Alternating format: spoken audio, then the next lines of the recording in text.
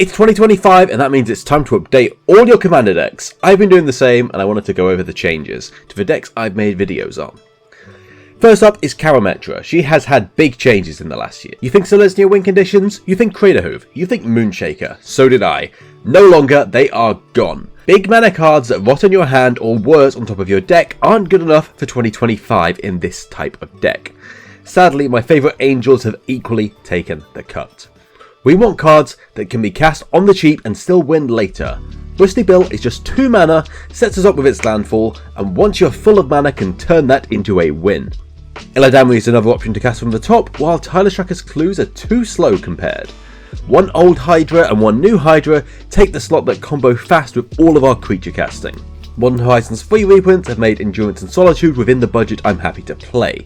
The Wandering Rescuer is a powerful Convoke card, while Beastcaller, Fanatic and Titania are some dorks I've missed out on but finally included. Finally, Wakanda has come to Karametra's aid as Black Panther isn't an essential include, but is another way to draw cards in a pinch and make something big. Second, Wanderer has had a smaller suite of changes. Nothing new, but I'm trialling some double lands with the risky Sandstone Needle, Nickery Woodlot and the slightly less risky Crystal Vein. The results aren't in yet, but I look forward to seeing how they play. Finally, with the Innistrad reprint, I expect Cultivator Colossus to be cheap enough for a slot. Danath's changes come from a story. In my most recent game playing it, I didn't ever cast my commander. My Mirroring Crusader was cast on turn 3, suited up with a few swords, and then Double Strike was a great ride to victory.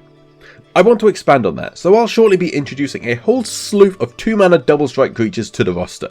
Danath has always felt a bit all in on a 5 mana commander, so spreading the risk across some cheaper creatures might just be a fun way to mix up the deck.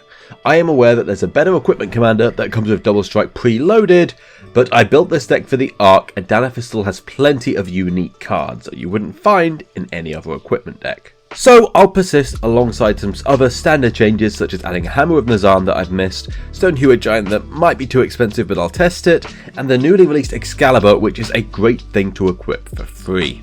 Doctor Who has a few changes as Fanatic of Ronus and Sanrafernus slot, Worldwaker Helm expands token doublers, and Pippin is a Mother of Runes that brings a clue so it is still on theme.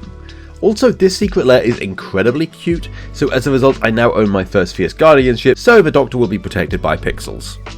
Finally, with all the tokens and treasure, I thought I'd test Apex Devastator. Cascade is of course the best mechanic, and I wanted an excuse to try it since I finally found a cheap copy. It might make its way over to Karametra to test as well for fun, but that remains to be seen. The Doctor's going to try it out first. Dragons are a recent deck, but I touched on how I didn't really enjoy how Solving played on it turn 1, so I've just removed Solving and added Decanter to increase our extra hand size flexibility. Finally, Melek is no longer with us. This was a case of right deck, wrong time. I wanted a Prisoner's Dilemma deck, but it mostly ended up in Melek smashing someone for commander damage without even really trying. This isn't the result I wanted. But just one set later, Bloomburrow's Elenia copies spells and plays Politics with card draw, which is just what I wanted the deck to be. So I've replaced that deck with Elenia, and in the future there's going to be a video on that.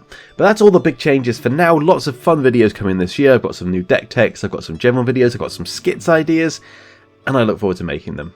Here's to 2025. Thanks for watching.